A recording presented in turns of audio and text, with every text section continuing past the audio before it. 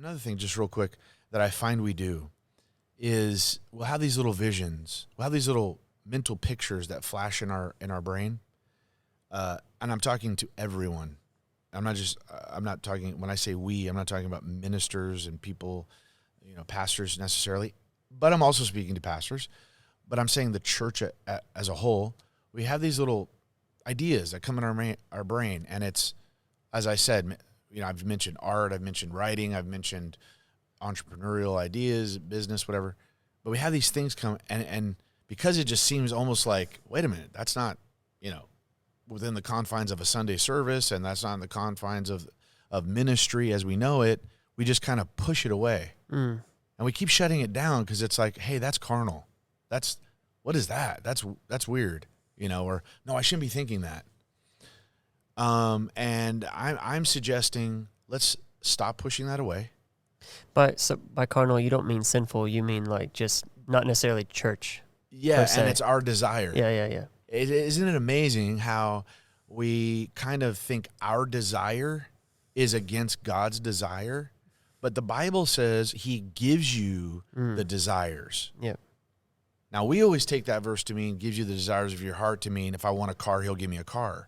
But it says he gives you the desires of your heart, which means if you're in alignment with him and you've been walking with him, your desires start to become his desires. Yeah. And if he starts to see, he starts to see, he knows your gifts, he knows your talents, he knows all the things you have, he knows your toolbox. Right.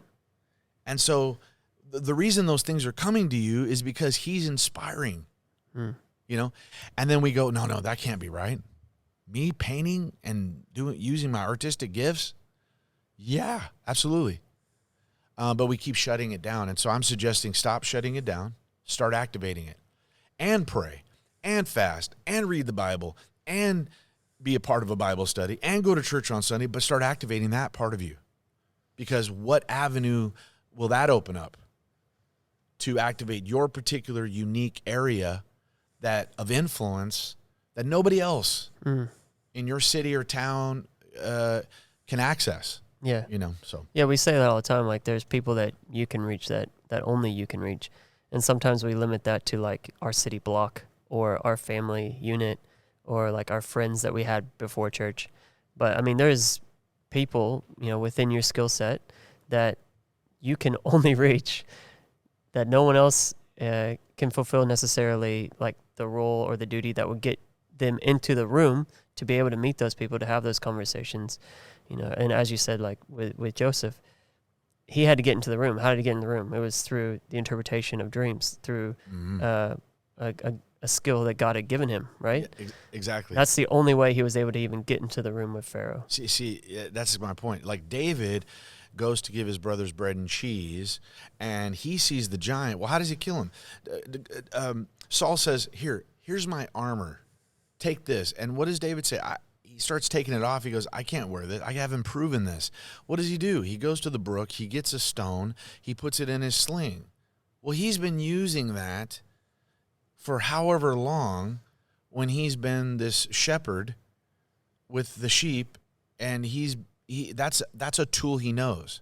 And God uses that to defeat the giant and give victory. And so what is it God has given you? And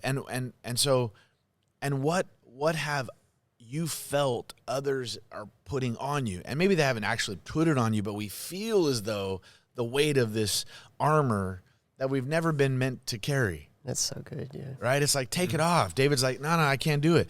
And he's not saying, Saul, you don't wear it. I mean, that's something you're used to because you've been in warfare, and I haven't, and I don't operate that way. I am a shepherd. I know what a sling is. I know what this stone is, and this is how God has used me. And so I'm not wearing what you're wearing. And so what does he do? This unconventional method is what brings down this giant. And so this was the God way. This was something new, or different, I should say. And so, as you say, Joseph, dream 17, dream interpreted, and he walks into this dimension and this position, and what got him there? A dream. So what is it that God's given us? But we just keep shutting it down and shutting it down and shutting it down.